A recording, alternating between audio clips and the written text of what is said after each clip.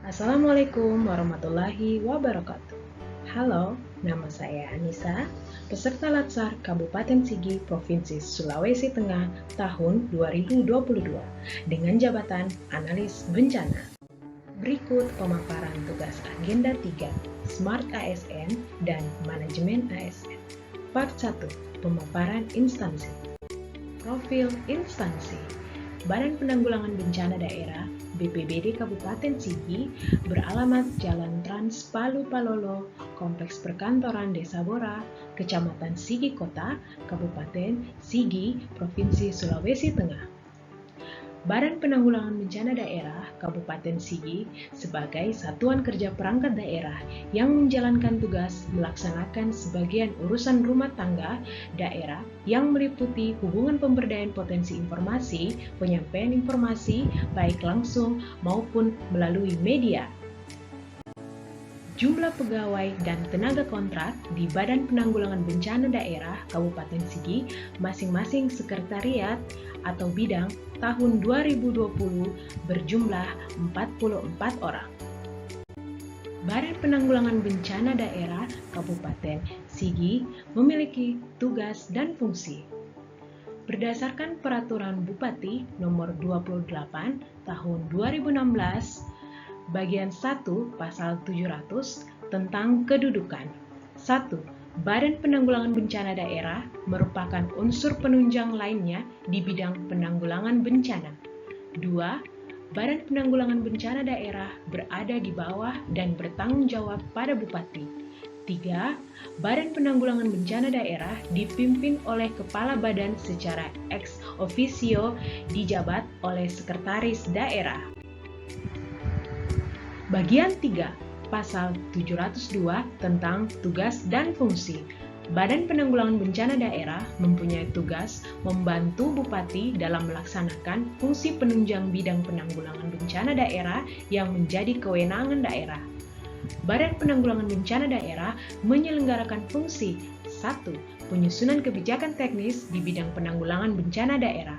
2. Pengkoordinasian pelaksanaan tugas unsur pengarah dan unsur pelaksana. 3. Pembinaan administrasi dan aparatur lingkup Badan Penanggulangan Bencana Daerah. 4. Pelaksanaan tugas teknis di bidang penanggulangan bencana daerah. 5. Pemantauan, evaluasi, dan pelaporan pelaksanaan tugas teknis di bidang penanggulangan bencana daerah. 6. Pembinaan teknis penyelenggaraan fungsi-fungsi penunjang urusan pemerintah daerah di bidang penanggulangan bencana daerah. 7. Pelaksanaan fungsi lain yang diberikan oleh Bupati sesuai dengan tugas dan fungsinya. Struktur organisasi Badan Penanggulangan Bencana Daerah Kabupaten Sigi. Struktur organisasi tahun 2022 di mana Badan Penanggulangan Bencana Daerah Kabupaten Sigi dikepalai Sekretaris Daerah Kabupaten Sigi. Berikut part 2, kaitan tugas terhadap pencapaian tujuan instansi. Saya ditempatkan di instansi Badan Penanggulangan Bencana Daerah Kabupaten Sigi bidang rehabilitasi dan rekonstruksi sebagai jabatan analis bencana. Sesuai dengan Permenpan RI Nomor 87 Tahun 2020 tentang jabatan fungsional analis kebencanaan, di mana memiliki tugas yang meliputi 1. Penyiapan bahan substansi teknis pengaturan bidang kebencanaan. 2. Perencanaan analis bidang kebencanaan. 3. Pelaksanaan analis bidang kebencanaan. 4. Pemantauan dan evaluasi. 5. Penyusunan norma, standar, dan prosedur dan kriteria. Jenis layanan yang diberikan. Jenis layanan yang dapat diberikan sebagai analis kebencanaan dalam hal ini pada bidang rehabilitasi dan rekonstruksi, yang mana kegiatan ini adalah kegiatan pasca bencana, kegiatan yang telah dilakukan di bidang rehabilitasi dan rekonstruksi, yaitu adanya bantuan stimulan dan bantuan hunian tetap atau HUNTAP. di mana untuk bantuan stimulan ini kami bekerja sama dengan stakeholder, dalam hal ini camat dan kepala desa setempat, Dinas Kependudukan dan Catatan Sipil, Dinas PUPR yang langsung dikoordinir oleh Bapak Bupati Sigi dan dalam pengawasan Badan Penanggulangan Bencana Nasional.